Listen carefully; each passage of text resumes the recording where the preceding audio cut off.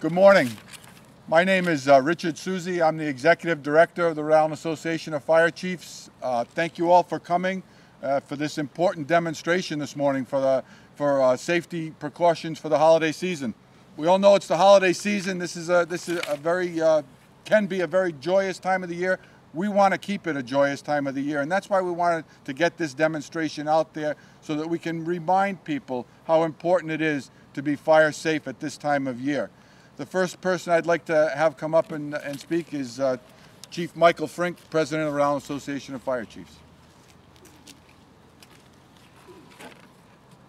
Chief, thank you very much. And that was our Executive Director, Chief Richard Susie. We all know too well that fires can have devastating circumstances on all of us, but it seems to multiply during the holiday season. So we're here today to give you a few tips about some holiday safety tips.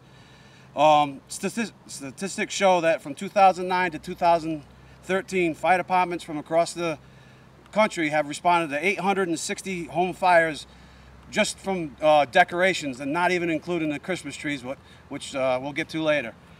45% of these fires from decorations that were placed too close to heat sources or candles, and of those, 38% of them were started by candles themselves.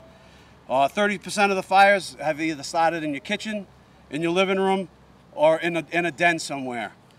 Also, we want to make, we do a lot of cooking during the holiday season, so some cooking safety.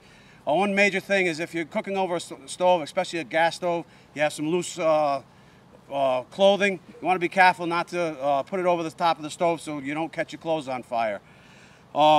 Make sure you, with the kids running around, you want to make sure our pots and pans, the handles are pointed in so nothing splashes on them. Have a lid handy, so if something boils over or starts on fire, you can place a lid to knock that fire down, and everybody should have an extinguisher in their house. As far as decorations, you want to obviously keep them away from a heat source. Usually the minimum distance should be about 3 feet, and you never want to place them over the top of a heat source. As far as candles, they do make some battery-operated candles out there. They do have scents that act just like a regular candle, but if you do have use a real candle, you want to use a candle that has a nice sturdy base, a nice level surface, so that it can't be knocked over. At this time, I'd like to call Chief Almajian up to talk about the Christmas tree safety and some electrical safety. Chief Almajian. Thank you, Chief Frink. I'd like to welcome everyone to the City of East Providence, our training facility. This was obtained through several members who wrote a grant. I'd like to review some electrical safety tips and also holiday safety tips, but first and foremost, I'd like to remind everybody that we want to make sure that our smoke detectors and our carbon monoxide detectors are in operation, because during the holiday season we're going to be using some alternative sources of heating because of the winter, and we want to make sure those are up and working. Secondly, on electrical safety tips, the use of extension cords it's increased during the holiday season. We want to make sure that the electrical extension cords, if you're going to be using extension cords for the outside, that they're rated for exterior use, and also they're rated for the amperage use that they're intended for. At times we'll go to a box store or a hardware store and get an extension cord that looks like it's a heavy-duty extension cord, only to find out that the outer insulation coating is thicker and the interior wire that's being used is a much smaller gauge, and it's not rated for the amperage that it should be rated for. Secondly is these multi-plug outlets. We want to make sure that there's a built-in circuit breaker to them.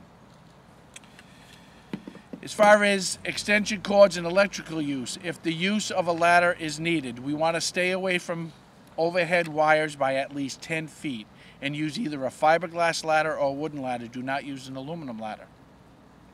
As far as the lights, as you can see, the light that we're going to be burning in a very shortly is incandescent bulbs. We do not want to use any more than 3 strings of incandescent bulbs because they burn hotter, because they produce more heat than an LED. You want to use LED bulbs in place of incandescent bulbs. As far as picking a Christmas tree, we want to make sure that the tree, when you touch it, the needles don't fall from the tree. We want to shake the tree before you choose the one that you purchase. Make sure it's green and it looks like it's been freshly cut. when you do bring the tree in, you want to make sure that you cut at least several inches off the bottom of the tree, because when the tree was initially cut, there's a sap ball that will form at the bottom of the tree that will prevent water from being absorbed through the tree to extend the life of the tree during the holiday season. So cut approximately several inches off the bottom of the tree so that the tree can absorb water. As Chief Fink said, that when you do place the tree in your house, you want to keep it away from heating sources, at least 3 feet away from any alternative source of heating, and keep it at least 5 to 10 feet away from a fireplace. When we use lights, you want to use lights that are UL listed. And all you have to do is, when you take a look at your extension cord, it will have a tag on it, and you want to make sure it's UL listed. If it's not UL listed, do not use it. As such as the multi-plugs, you want to make sure that's UL listed. As far as the ornaments, again, like Chief Fink said, I've got to emphasize, you want to make sure that the ornaments say fire resistive, okay? Another thing on the candles, we've had instances where people have, they have the ornaments that are real candles. And children think that the real candles need to be lit. And we've had instances where the real candles that have been ornaments on a tree have been lit, and only to say the tree catches fire, and now we have an incident bigger than the tree catching fire. Any measure for fire prevention is a work in progress. It's something that every year, every holiday, every message is going to be repetitive, because we forget. Life is busy. People have multiple things in their lives, children, family. It's something that we have to constantly get the message out there. People forget. People make mistakes. Accidents happen. And when accidents happen, we want everyone to be ready to mitigate that accident. Have a fire drill ready in the house for your family. Have fire extinguishers into the house. Have operational carbon monoxide and smoke detectors operational in the house. Once the ignition source is introduced to the flammable or combustible object, you're going to see that it only takes less than a minute. And what happens is, in less than a minute, the smoke and heat and fire are going to go upward, and it's going to bank to the ceiling. We do have a smoke detector inside of the structure, and then the smoke is going to bank down.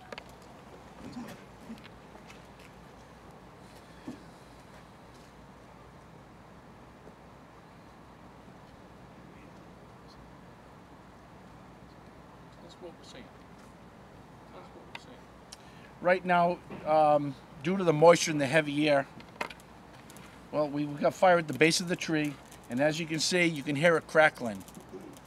As a matter of fact, that's one of the ways that firefighters are able to locate a fire. You hear this sound, but as you can see, we're only 32 seconds into it, and the bottom source of the fire is already extended to the bottom packages at the bottom of the tree, and the bottom skirt, which is not flammable. But now at 42 seconds, it's already generating enough smoke. The smoke is starting to go. At 48 seconds, the smoke detector is already sounding. The fire is extended to the side wall, and we're going to start getting rollover at the ceiling, where the smoke and flames is going to start rolling out into the portion of the room. Right now, as you can see, the lights have gone out, which means we've had the electrical outlet trip, which means not only do we have a Christmas tree fire, but now we could extend it to an electrical source of fire.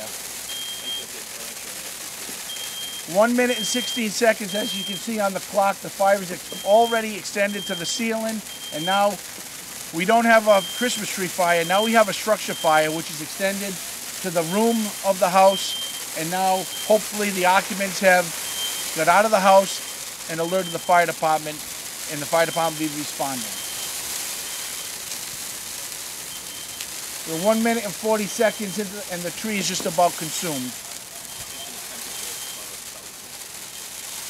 Right now, that interior temperature at that ceiling level is approximately 1,000 degrees.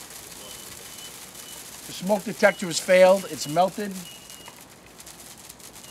And now this is with just a Christmas tree in a room. What we have not been able to show you is if we had combustible furniture in the room, or the floor coverings or wall coverings.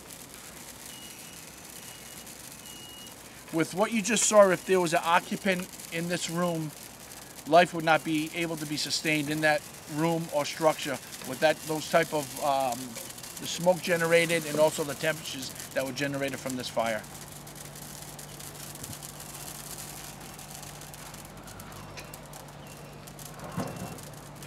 Okay, that will do it. Are there any questions relative to this? I'm not sure if you mentioned it, or maybe it's something you mentioned, but about the care of the tree itself, like moisture as opposed to having it dry out. Is there anything? That's an excellent question. We didn't cover daily. The the tree should be watered daily.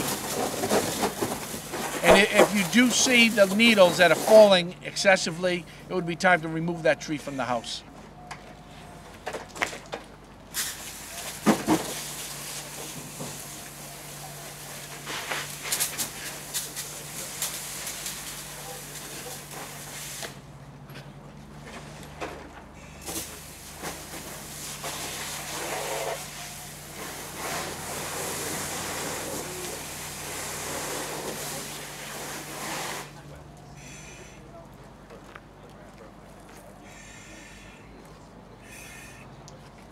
Thank you, everybody, for coming.